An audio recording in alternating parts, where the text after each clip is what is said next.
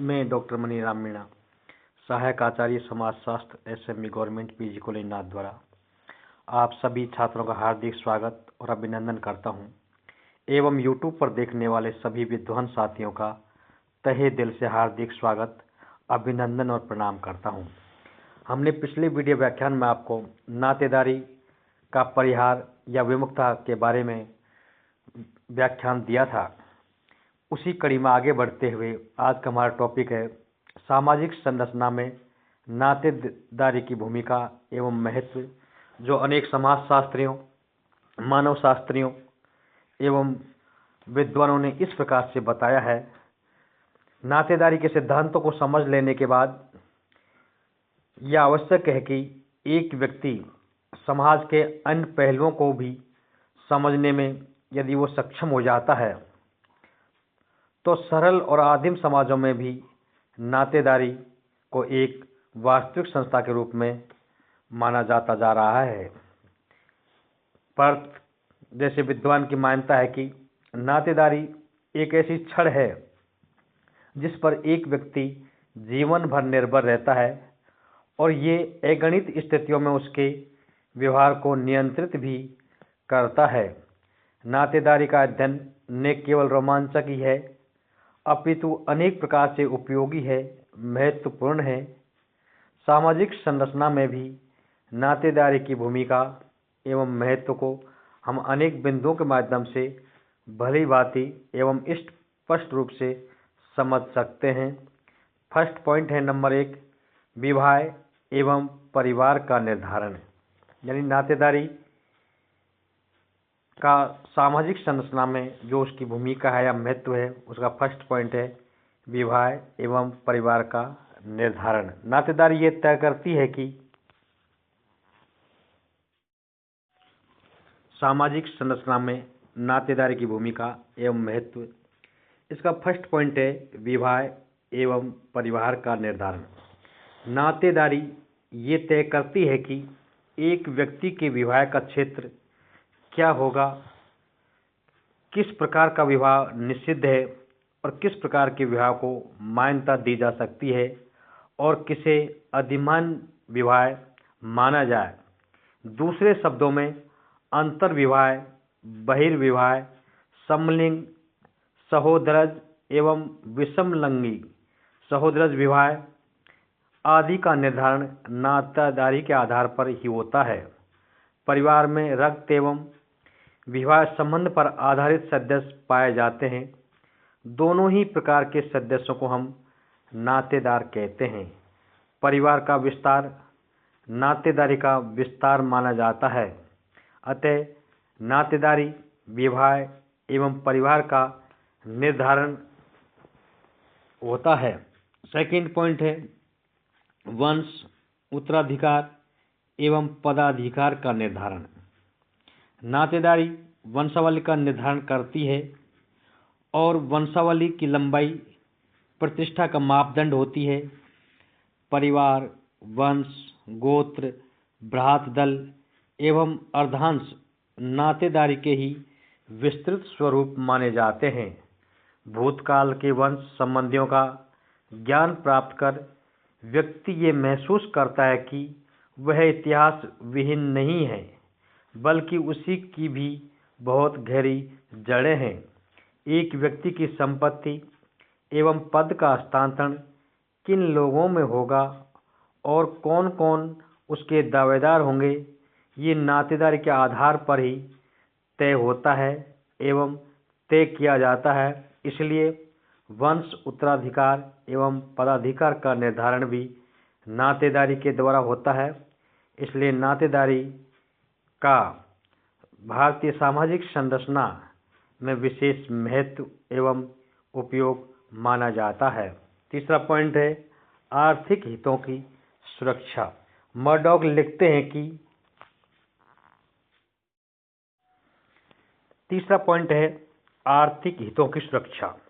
Murdock नामक विद्वान लिखते हैं कि नातेदारी समूह एक व्यक्ति नहीं बल्कि द्वितीय रक्षा पंक्ति का प्रतिनिधित्व भी करती है। जब एक व्यक्ति के ऊपर किसी प्रकार का संकट अथवा कठिनाई आती है, अथवा जब उसे किसी आर्थिक कार्य को या सांस्कृतिक दायित्वों को पूरा करना होता है। संक्षेप में, जब उसे परिवार के बाहर सहायता की आवश्यकता हो, तब वह अपने विस्तृत नातेदारी समूह की और सहायता के लिए निहार सकता है।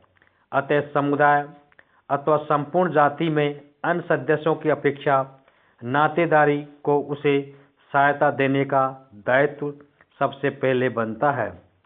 वह इसी प्रकार से रिश्तेदारों के पारस्परिक दायित्वों में बंधा हुआ भी होता है। इनमें भी रक्त संबंधी विशिष्ट महत्व रखते हैं, क्योंकि वैवाहिक नातेदारी की तुलना में रक्त संबंधियों की एक व्यक्ति अपने अधिक निकट महसूस करता है। अगला पॉइंट नंबर 4 है सामाजिक दायित्वों का निर्वाह।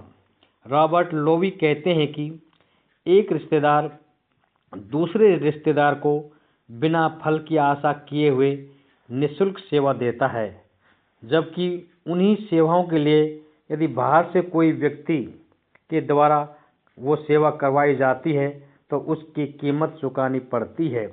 रिश्तेदार एक नैसर्गिक परामर्शदाता होता है। वह कठिन परिस्थितियों में भी एक सहायक एवं युद्ध तथा शिकार की अवस्था में भी वह हमेशा साथ देता है। इसी प्रकार से रिश्तेदारों की औरतें भी मिलजुल कर कृषि कार्य भी करती हैं, घरेलू कार्यों में भी मदद करती हैं और एक दूसरे के बालकों का पालन पोषण भी करती हैं एवं शादी विवाह के मौके पर भी वह अनेक प्रकार से सहायता करती हैं। वर्तमान औद्योगिक एवं नौकरशाही के युग में एक व्यक्ति का मूल्यांकन नातेदारी के आधार पर न होकर योग्यता के आधार पर किया जाता है। एक व्यक्ति से यह अपेक्षा की जाती है कि वे अपने पद एवं राष्ट्र के प्रति निष्ठावान रहे, लेकिन नातेदारी वो सबसे प्रमुख मानी जाती है। विकासशील राष्ट्रों में तो नौकरशाही का तर्क नातेदारी निष्ठाओं से भी पीछे रह जाता है। अगला पॉइंट है नंबर 5 मानसिक संतोष।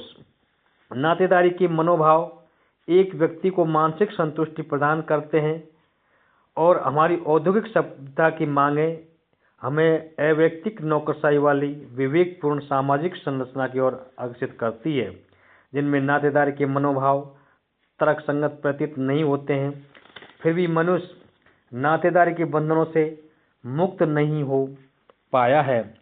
एक व्यक्ति अपने पूर्वजों के चित्र घर में टांगता है, संभाल के रखता है, एल्बम संग्रह करता है।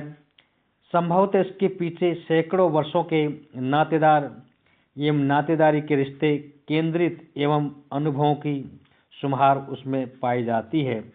मानवता का इतिहास इस बात का घोतक एवं प्रतीक है कि एक लंबी अवधि तक मानव जाति नातेदारी पर आधारित समूह में रही है।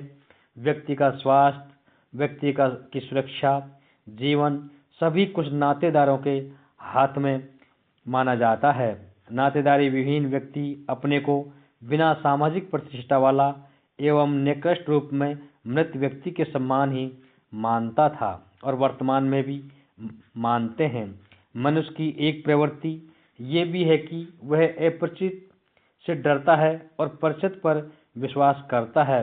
रक्त संबंधी हमारे सबसे अधिक परिचित व्यक्ति हैं, क्योंकि वे हमारे अंग के हिस्से समझे जाते हैं। नातेदारी के बीच अपने को पाकर एक व्यक्ति अपार मानवीय आनंद, प्रसन्नता और संतोष और सुरक्षित महसूस करता है। अगला और लास्ट पॉइंट है नंबर 6 मानव शास्त्रीय ज्ञान का आधार।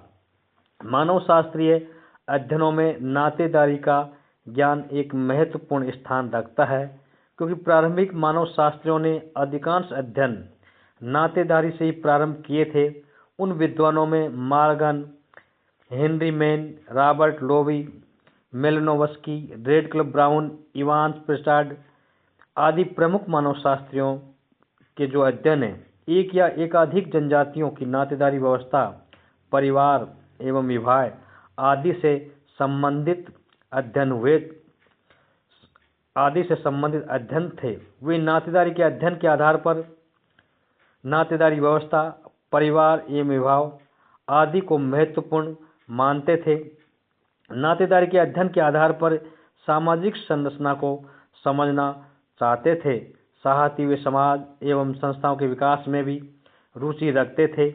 नातेदारी का अध्ययन इस दिशा में भी बहुत सहायक सिद्ध हुआ है कि अनेक अध्ययनों में ये स्पष्ट हो चुका है कि प्रारंभिक समाजों में वंशानुक्रम समूह की मूलभूत राजनीतिक, धार्मिक, आर्थिक और क्षेत्रीय इकाइयां हमेशा पाई गई हैं। इस प्रकार नातेदारी के अध्ययन ने मानव विकास एवं सामाजिक संरचना को समझने में अपना महत्वपूर्ण योगदान दिया है।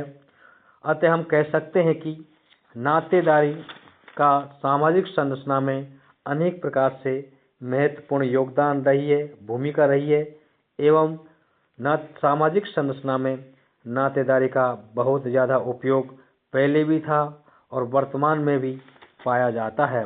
हम आपको अगले वीडियो व्याख्यान में भारत में नातेदारी व्यवस्था के बारे में बताने का प्रयास करेंगे। धन्यवाद। थैंक्स।